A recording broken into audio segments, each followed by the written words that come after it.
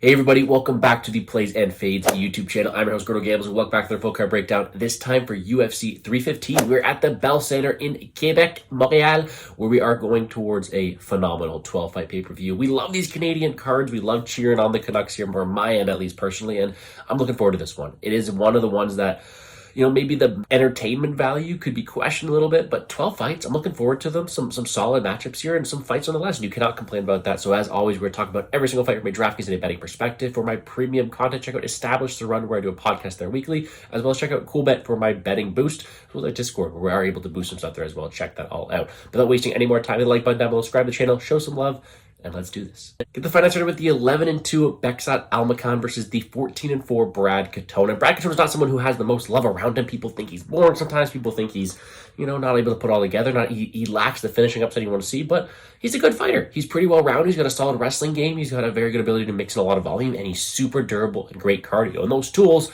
despite the lack of finishing ability, allow him to produce some decently fun fights, in my opinion, at least. And he's going to get a good matchup here against someone in Beksat Almakhan, who had a very, very good debut against Nurmagomedov. Dropped him, actually, was able to put a good account of himself on short notice, and this guy's style is pretty fun. 91% finish rate here, a guy who's going to go forward. He's got a ton of power in his hands. He can look to scramble a little bit on the mat, but a guy who I think is going to be larger than Brad Katona in this spot and going to look to go out there and finish the fight. Now, Almakhan is favored here, and you kind of get it, right? He just had a phenomenal first debut spot. He impressed well in a loss, but sometimes people are overvalued in those situations. In a spot like this, where he is more so consistent and dependent on a knockout or finish like that, going up against a guy who is as super durable as Brad Katona, I'm going to side with the dog here. A little maybe Canadian bias, potentially, but still, Brett Katona is probably going to have the wrestling upside here. He's going to have the volume edge. And, we have only seen Beksat go to decision twice, and he's 1-1. So I think the durability, the minute winning opportunity, particularly the offensive wrestling, could lean towards the side of Brett Katona. The moments are potentially on the Beksat side of things, but I like the minute winning, I like the volume, and I like the durability and cardio for someone like Katona, and I will pick him as an underdog pick to get the night started. Because of that, I don't mind Katona on DraftKings. In his 4 fights since he's made it back to the UFC, 107 in a win, 97 in a win. The funny thing about that, though, is he also scored 62 and 56 in a loss, which were close fights. That could have been a 92-point decision win or an 86-point decision win. So at 7-6K, I like his pace, I think he wins. I really do like this guy. And considering his durability and cardio in the past, a guy who I will be looking to play in cash as well. I like me some Brad Katona. Almakhan, I guess, has some finish upside, but I prefer other plays in his range. Kind of dog or pass, give me Brad Katona. We have the 11-2 Daniel Willie Cat Santos versus the 11-2 Jung Young Lee, the Korean Tiger. A really fun fight, and this is one that I am going to be looking to target on DraftKings because of how explosive the nature of this fight is. We have not seen Daniel Santos in a long time, but from what we see, a very aggressive fighter who will go forward, a ton of heart, a ton of resiliency, and a guy who likes to brawl. Lee isn't really that. He is more of a guy who is going to be more technical in there, keep it composed. We want to see him go out there, utilize his wrestling. He's very physically imposing. He's able to go out there, dictate where the fight takes place, and pretty well rounded. The issue we have is we just saw him lose in a brawl. We saw him demolished early on to Hyder Emil, and that's kind of a style that Willie Cat Santos wants to go and implement there as well. So I understand why Santos opened the favorite here, but I kind of agree with the way the line is moving. Daniel Santos, we haven't seen him in 2 years. He's been pulling out of fights, and in doing so as well, now he's coming up on weight, on short notice, not having fought in a long time, going up against a technician like Jiang Lee.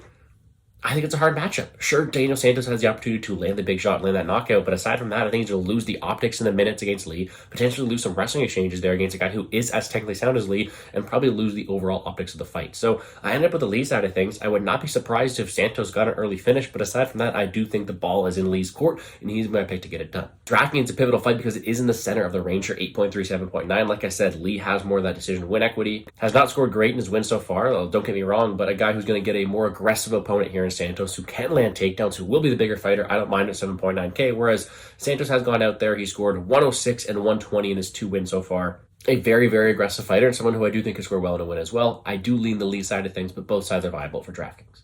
Then we have the 16-9 Marc-Andre Barriault versus the 23-12 Bruno Silva, and this is a really tough matchup. A guy who's 0-4 in his last 4 and 1-6 in his last 7, versus a guy who's on a 3-fight losing streak, including 2 pretty bad knockouts in there as well. 2 older, I don't want to say washed fighters, but fighters who are getting up there, and it's more of a battle of who will prevail. It's kind of like that D-Rod Ponzinibbio fight last week, is we don't really want to trust either of them at this point of their careers, but we know they have this field to win this fight. Bruno Silva is more of the brawler, super powerful individual. He does have all those tools, but kind of had a mental struggle. Did not look good last time and openly admitted he didn't want to be in there and wanted to retire. That's something that I don't really want to go in there and back. If you do not have your mind inside the game, it's really hard for me to trust you to go out there and fight the best of your abilities, and that's kind of what we've seen for Bruno Silva, leading to his decline. Flip side, I think Marc-Andre Barriault, he wants to be in there. He's the power bar. He's kind of got that hockey brawling style where he wants to get you in the clinch. He wants to utilize his durability and cardio to just break you as the fight goes on with a ton of volume, but his durability is waning. He himself has been knocked out a couple times, and considering his lack of striking defense, it's kind of concerning.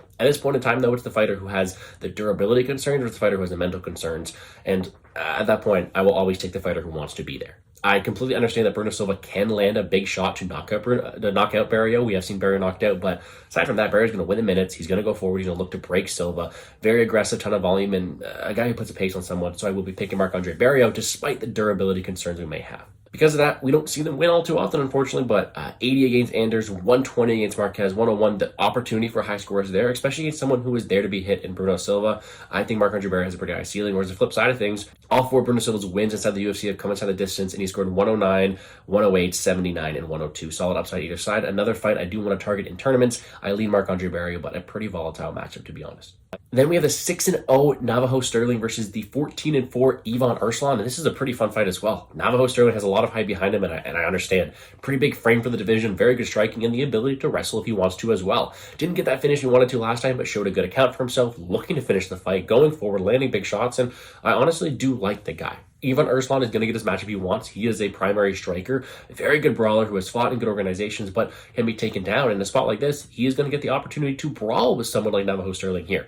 The issue I have with that, though, is Navajo Stirling is going to be larger. He's a big fighter for his division. I do think he's going to have the longer jab of the two, being able to land those big shots, and as well as able to set up his range. The additional thing I see for Navajo Stirling, as well as him being a little bit faster, in my opinion, although he doesn't have the same power that Erslan has, his ability to clinch up and take him down if he has to as well. And although it's not his major point in his game, we have seen him be able to do that in the past, and we have been able to see him score pretty well when getting those wrestling entries. So I think I'm going to lean towards someone like Navajo Stirling here. I like his reach, like his hand speed, and I like his ability to wrestle out of the two. And although Ivan Erslan can land that big shot, potentially win minutes in the striking with the moment-winning ability, not a guy who I want to really back long-term here. I think the prospect, the hype is on someone like Navajo Stirling for a reason, and I do think he goes out there, lands some solid shots, and mixes up his game towards a solid victory here. This one here is tricky because Navajo Stirling is so boom or bust. At 9.1K, there's so many good options at the top range, including a 9.7 fighter we'll talk about in a second here, that if he doesn't get that first round knockout, he most likely is not in the optimal lineup. I do think he wins, and for that reason, I do want to have some exposure to him, but without a first round finish, will not score very well. He only scored 67 points against a lesser opponent, in my opinion, in his previous matchup, so not a guy I'm going over there and targeting. However, I will have some shares to him in GPP because there is a chance to get a first round finish. There are chances to get some tournament wins, just not forcing him into my lineups. However, I do think he wins. And then we have the 17-6 Modestas Bukauskas versus the 19-10-1 Ian Cutelaba, and a fun fight, but one where both fighters are really inconsistent, and it's going to make it for a tough matchup to break down. Ian Cutelaba, we know, has all the skills in the first round. Super aggressive, ton of power, phenomenal ground game, and I'm very happy he used that last time there as well, but a very, very dangerous fighter. But he fades as the fight goes on, does not have the most IQ, and he is also there to be hit. Flip side, I think Modestas Bukauskas, also there to be hit. A guy who wants to primarily strike on the feet, but can be taken down, can be dominated on the mat, has shown some decent resiliency and willingness to fight and throw back in combinations here, but a guy who wants to keep his at range and utilize his length. He himself is not the biggest power puncher, but a guy who most likely will have the upside, especially in this matchup as the fight goes on, not only with durability, but also with heart and cardio. Because I think this fight's pretty simple. It's Ian Cutelaba early, and if you want to bet Bukauskas, it's probably by live entry. I think Cutelaba is going to go out there swinging, throw the big shots, look to close the distance, and look to get those takedowns. It worked out for him against a much more dangerous striker last time, and he scored very well, and I do think he could do a similar thing here. For that reason, I'm going to side with Ian Cutelaba. Never fun to really go out there and trust a guy who doesn't really have the most proven gas tank, but we have seen him wrestle for an extended period of time in his most recent couple fights, and I do think he's the more dangerous of the two fighters when this fight is the mat, and maybe even with more power punch in the hand as well. Can Bukauskas pitter-patter from the outside and win minutes that way? Potentially, but Ian Cutelaba is going to force the action. In doing so, I do pick him to win, albeit a very, very close fight.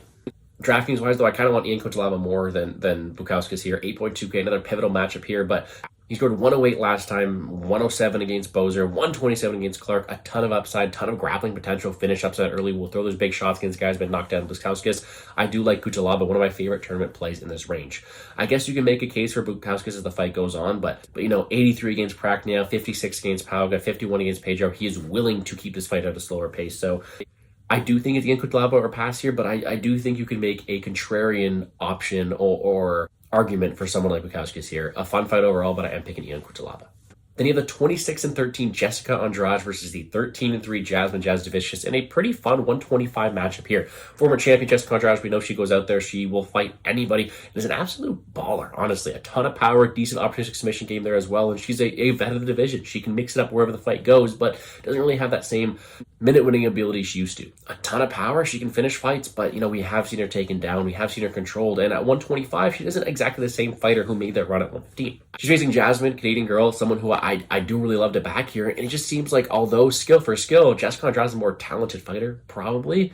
Jasmine Jasudavicius has that dog in her. She's someone you not want to get in front of. She is huge for this division as well, and she has gone out there and bullied her last opponent. She's been able to take them down, control the mat, and is always looking for the finish. Her cardio is fantastic. Her eagerness to get the finish is there as well, and she is always looking to force her opponents into uncomfortable situations. Officially, she's 6 inches taller, is going to have a 6-inch reach advantage as well, and she's going to look to put a pace on Jessica Andrade, someone who has kind of been drowned a bit recently as well. If Andrade's heart isn't in it, she will be finished, she will be carried into deep waters, and Jasmine Jasudavicius is ruthless in there inside the cage. So I do think Jessica Andrade is live to land a big shot, maybe threaten guillotine, but I don't think she's going to outwork Jasmine Jasudavicius. I don't know if anybody will. And in a matchup like this where size is so pivotal, the big 125er I think is going to prevail here. I think she's going to land the takedowns. She's going to be aggressive with it, a ton of ground and pound, and look to win minutes there that way as well. I like me some Jasmine Jasudavicius this week. Maybe a little Canadian bias once again, but I do think she has the path to victory to go out there and look to break a veteran of the sport, don't get me wrong, but someone who is a bit smaller for this weight class and someone who is there to be taken down.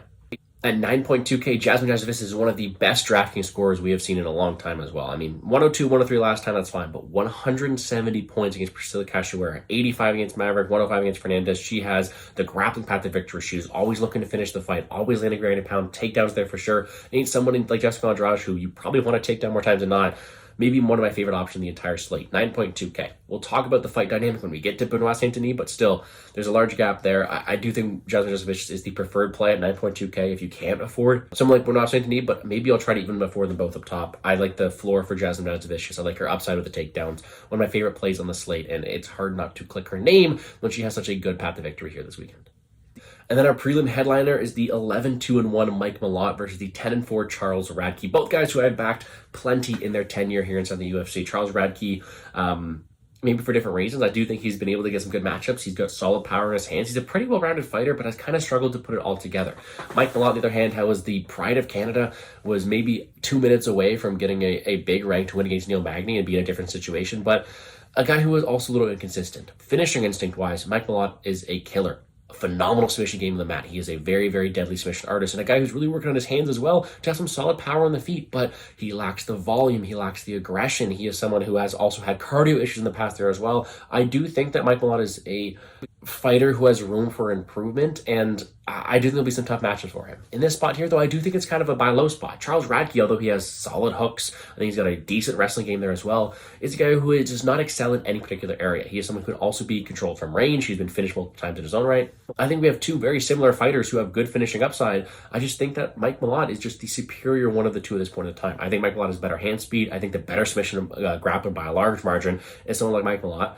With the 4-inch height advantage, I do think that the size is going to be a Mike Malott side of things here too. So although he's been a fighter who's been inconsistent to trust in the past, and I kind of understand why people are wanting to bet the dog this week in Chuck Buffalo, I do think Mike Malott is kind of in a buy low spot here. I think he'll have the volume in this matchup. I do think he'll have the hand speed, and I do think he'll have the physicality if he does want to go out there and utilize his fantastic ground game we know he does have. So give me Mike Malott.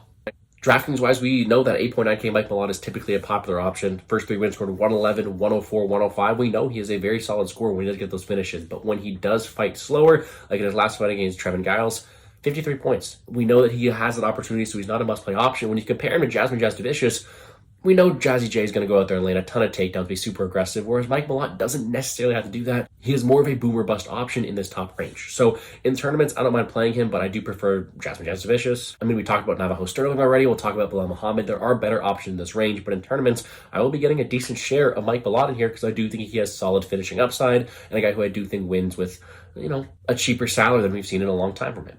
The main card opener is the 13-3 Benoit Saint-Denis against short notice opponent Windsor's very own Kyle Prepolec, 18-8. Now, Kyle Prepolec's had one stint so far on this side of the UFC, 0-2 with losses to Austin Hubbard and Taleb.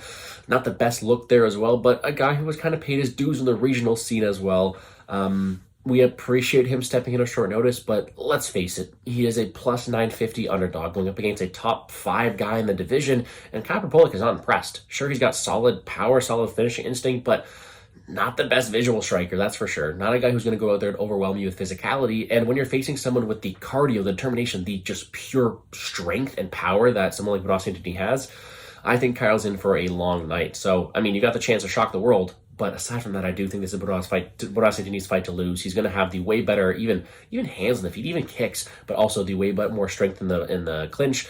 Will have the ability to take down Prepolec at will and probably pass to different positions. I do think a first-round finish is extremely likely for someone like Saint-Denis this weekend.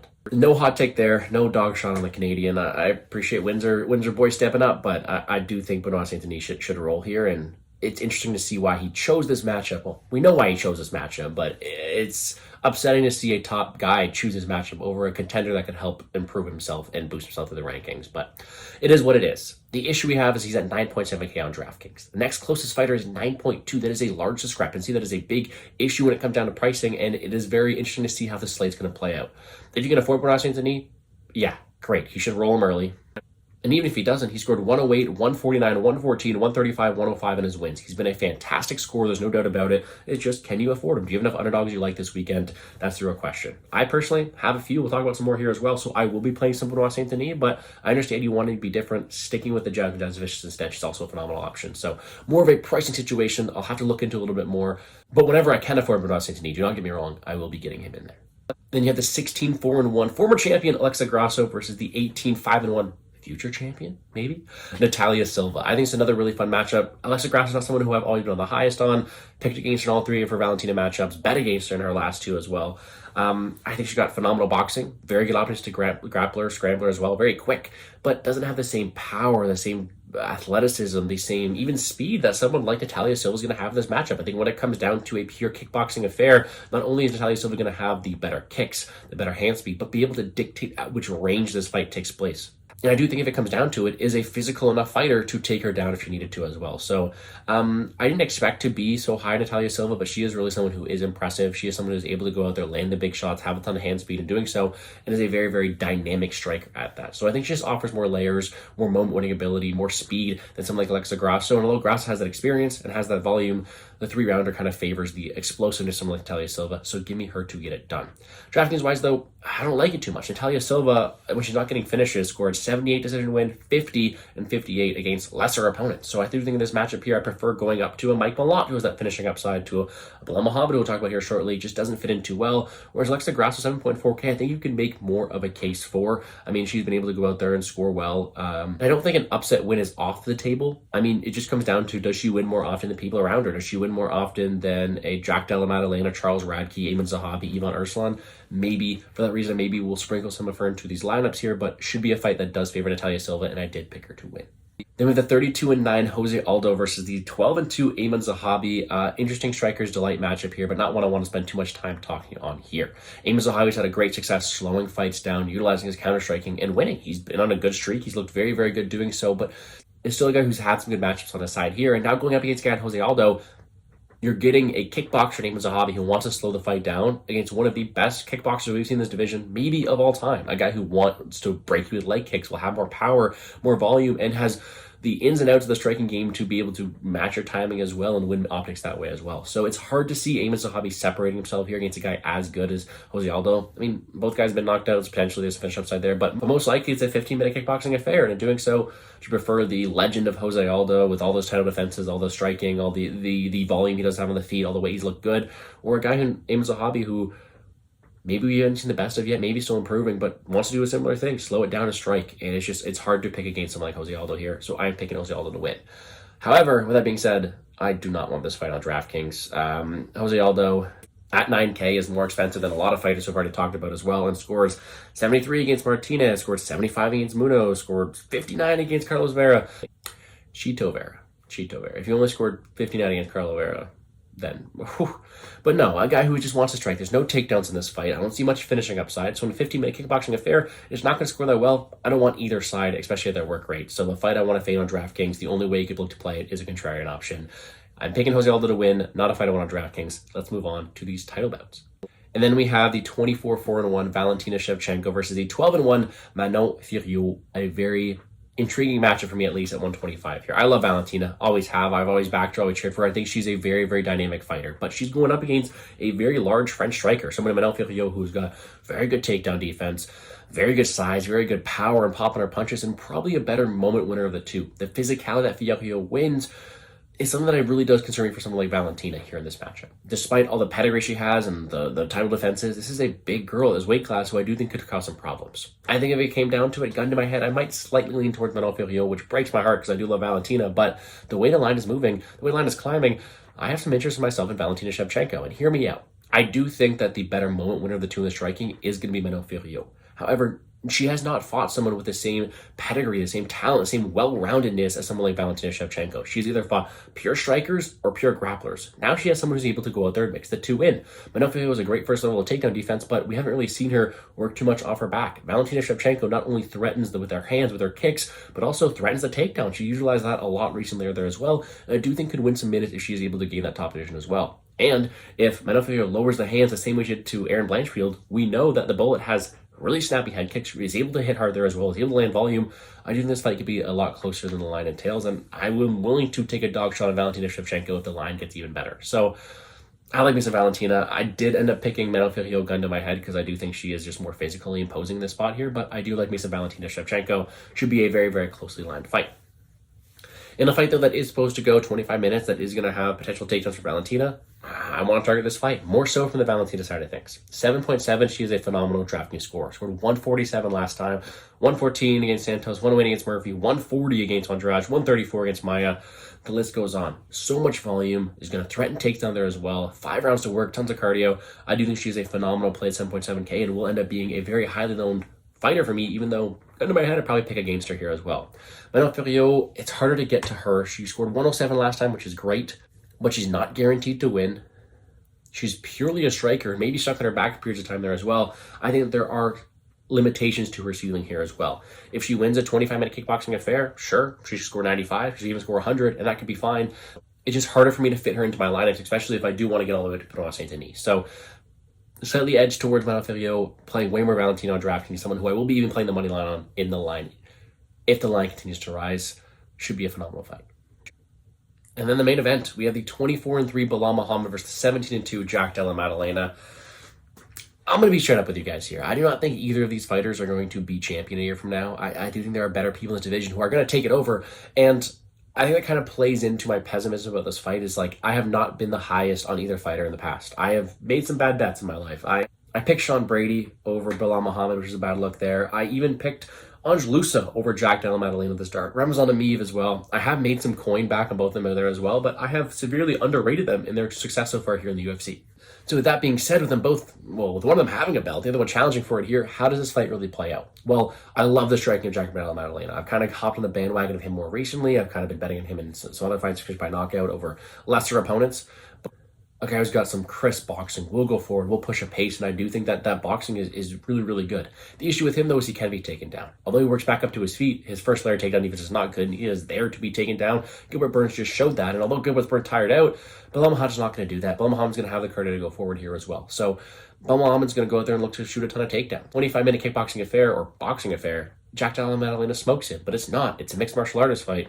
So in an MMA fight like this, I have to favor the pressure, the takedown, the control time of someone like Belal Muhammad, and I did have to end up picking him after all. However, I do think that Jack Della Maddalena may only need one big shot. I think he's got a ton of power in his hands, and if he's able to land on someone like Belal Muhammad, maybe discourage him from shooting takedowns, Belal Muhammad's not the same fighter if he's not in close on your hips. So very, very close fight. I picked Belal Muhammad because of that grappling upside, because I do think he's going to have a guy who has not the best first level of takedown defense and is a fighter in Belal Muhammad who will not slow down. But I do think there are multiple ways this fight could go, and I'm looking forward to it. To be honest, I'm probably cheering for Jack Della Maddalena, although I do think the clearest path is there for Belal Muhammad. So give me Muhammad. And on DraftKings, because of that, he's going to go out there and shoot a ton of. And because of that, a guy, Belal Muhammad, is going to go out there, shoot a ton of takedowns. He's just coming off a 148-point underdog win at 8.7K against the guy who was taken down 8 times last time by Gilbert Burns is a very, very solid play. I mean, it's not out of the woods for Bilal Muhammad to go out there and land 12 takedowns here, honestly. He has a guy who is easily taken down. Although he works his way back up, you're able to establish that control time. So you're able to score the takedown points, maybe some ground and pound, maybe even some more control times there as well. Bilal Muhammad has a super high ceiling against a guy who's just there to be taken down. Flip side of things, I guess you have KO upside for Jack Della Maddalena, so a guy who you're willing to play in there as well, but a guy who would maybe limited his ceiling because of the way he could be held down for a long period of time. So I'm on the Bilal Muhammad side of things, especially from DraftKings. I like my Benoit Saint-Denis Bilal combinations, my Jasmine Bilal combinations, and just going to be see which one can factor in more. However, this should be a phenomenal fight and a phenomenal fight card, and one that I'm looking forward to. Give me Bilal Muhammad. That's going to do it for me here, though, on the Plays and Fades YouTube channel. Let me quickly run you through my quick picks. We are taking Bilal Muhammad, slightly leaning towards Manuel Fiorot, Jose Aldo, Natalia Silva, Benoit Saint-Denis, Mike Malott, Jasmine Jasudavicius, Ian Cutelaba, Navajo Stirling, Marc-Andre Barriault, Ji Young Lee, and Brad Katona. On DraftKings up top, again, if you can afford them, if you can get Benoit Saint-Denis, go up there and get him. But if not, I love Jasmine Jasudavicius, and I love me some Bilal Muhammad. In the mid-range, I do think there's some very important fights. I like me some Ji Young Lee, but I do think that the upside lies with Daniel Santos and Ian Cutelaba. Underdog-wise, Shevchenko, Katona, those are going to be the big two for not only me, but for a lot of people there as well. Really popular, especially Valentina there, but I will be getting some Brad Katona. And if I had to pick underdog to really invest in, it would probably be those two, and punting more down towards the finish upside of someone like Ivan Erslan, I'm not too sure. So the more I look at it, the more it looks like I'll probably won't be playing as much with Saint-Denis as I want and staking with a Jasmine Bilal build, but still able to get to him if I can afford him. Betting wise, nothing out yet, but be sure to check out CoolBet. Not only their Discord out now, but I will be posting some boosted plays and a best bet video later in the week there as well. Make sure to check me out on Twitter at gamblesgordo to also see when that is live. But I appreciate everybody for tuning in. I wish you all the best of luck in all your drafting and betting endeavors this weekend, and let's make some money, guys.